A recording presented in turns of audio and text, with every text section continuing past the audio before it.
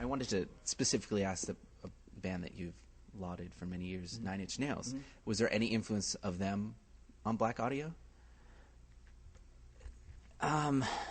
Not for me so much. Vocally, for me, it's a far more poppy thing that I'm doing than Trent. I mean, Trent's amazing, and his lyrics are amazing, and his vocals are amazing.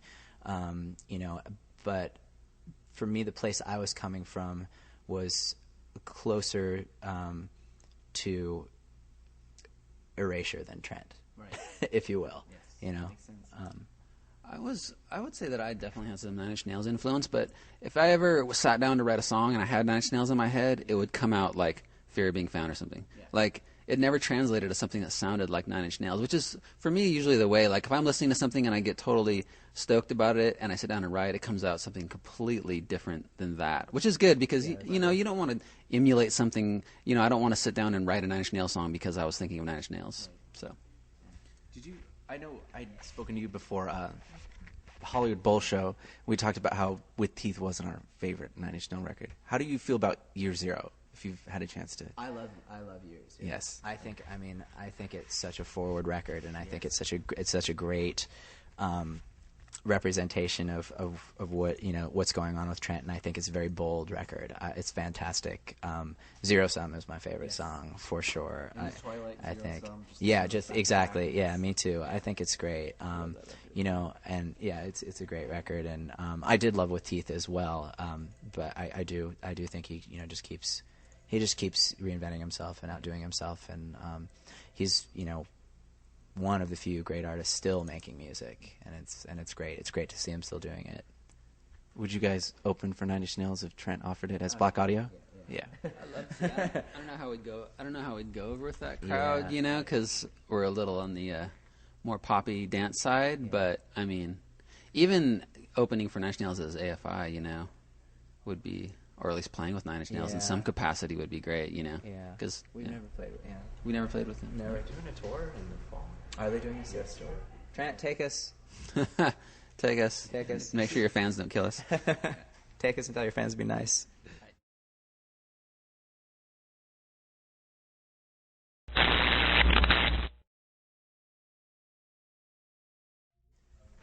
Regarding the song Mute, you said it was a song that you guys had written earlier in the process? Yeah. Yeah, Mute was one of the first songs. It may have been the second song. I think Snuff on Digital was the first.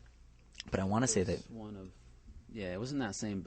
when I first started programming, there's this group of songs that I wrote, Mute and Snuff on Digital being two of them, and, that was kind of what I was into, that kind of 4 on the floor, 140 BPM, just kind of like EBM kind of sound, and that was one of them, and...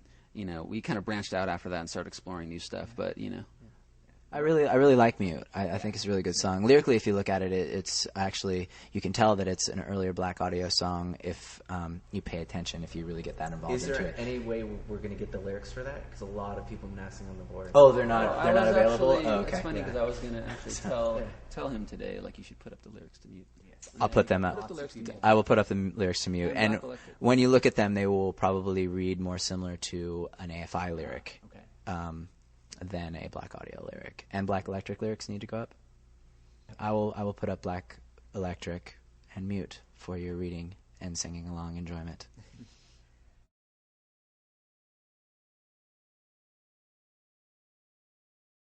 Well, then, transitioning to the live show, a lot of people are curious how that's going to go down. Do you plan on having any specific backdrops or like a clothing aesthetic, or as far as how you guys are going to look? We definitely want it to represent the music, and we want it to complement the music. We want the stage show to do that. So we're going to use lighting and screens and present ourselves in a way that we feel makes sense in that respect. We're working with this guy, Alistair, who is from England and does AFI's lights. He's done AFI's lights for years, and he's fantastic, and we love him, and he's just so good, and we're designing, all the content of what's going to be the light show and the production. This question is, and I hope I don't botch this name, Omni Vincita Moore. Her name's Kayla. I actually met her at the Seattle little meet and greet thing that you guys done. It's the first time. On the beach. Yes. She wants to know, at a Blaqk Audio show, would it be more fulfilling for you to see the fans standing there and singing the words sort of like an AFI show, or shaking their asses on the dance floor but not singing? I definitely would go for dancing myself. Yeah, that's not mutually exclusive because if you've ever been to like a faint show or something where, you sing and you dance, that's not difficult. No, it doesn't. You don't have to do Although if you're packed into the front, it might be kind of hard. It's actually at Combi Christ the other day. It was so packed that it was hard to get your groove on because everyone was so tight. And a lot of times, if you go to those, if you go to see Oakenfold or you go to see the Tiesto or the Chemical Brothers, it's like that at Coachella. Right. It's like, oh, you're squished in there, and you're like, I want to dance, but it's too sweaty, and so then you just sing along. Of course, there's not much singing with those acts, but there is with ours, so do both. She also wants to know who would win at a dance-off, Davey or Jade. You would. Well, I'm more of, I was a breakdancer for years. Right. He's got his own style. It's kind of like apples and oranges. I don't know if you could really compare. I kind of dance like Snoopy. It's kind of like Elaine, from Seinfeld. Yeah, I kind of dance like Elaine from Seinfeld. I don't even have that kind of coordination, so that's good. It's some style. I've never seen that, but I've heard of it. But I know I'm being insulted. Dancing is no, in that Elaine has her own style. It's kind of admirable that dancing has been around since probably the beginning of civilization, and probably no one has danced like Davey here. It's true. He's made in compliment. It is. It's kind of like the caveman sketch. In when we played Saturday Night Live, did you happen to see that caveman sketch? I was pretty thrilled about it. Yeah. That's pretty much how it goes. Excellent. Yeah. This is from Mika Moo 12. She said on your tour you guys will be playing some shows where there are actually age restrictions for the first time, where people have to be 18 or 21 and over.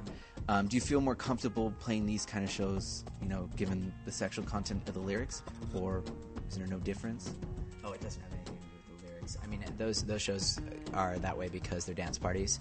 And that's just a symptom of playing functions like that, and being an act like that, where when you play this type of music, it happens at dance parties, and dance parties usually have age restrictions on them.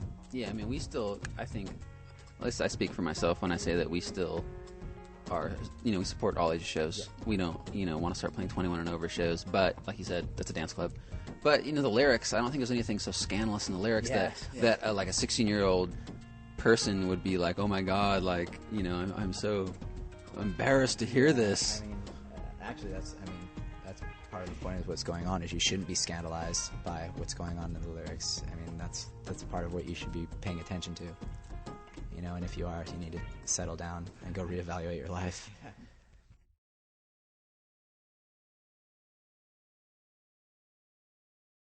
This question is from Adam Schwartz, and he wants to know, with drugs being so common and popular within the club scene, do you ever feel isolated or distanced from that scene because of being straight edge or drug-free? Definitely, that is something that kept me from going out for years, is because I didn't want to be around all the drug use, and I don't like being around all the drug use. I actually kind of regret that, because I found that, that was at a very young age, and I found that it's such, unfortunately, a facet of everyday life, that to shut yourself off from that entirely is going to shut yourself off from the entire world, because everybody does drugs. Everybody. I mean, alcohol is prevalent throughout this country. I mean, I don't need to go into that, but yeah, it is unfortunate that it is, definitely a part of that scene, but it's a part of every scene, and I've never felt isolated or ostracized because of my drug-free lifestyle. It's really a matter of the opposite. I feel that, like, I feel that, the other people just have nothing in common with me. Yeah, I feel the same way. Yeah. Straight edge is something that I do for myself, not, to do in opposition of anyone, so I don't care what other people do.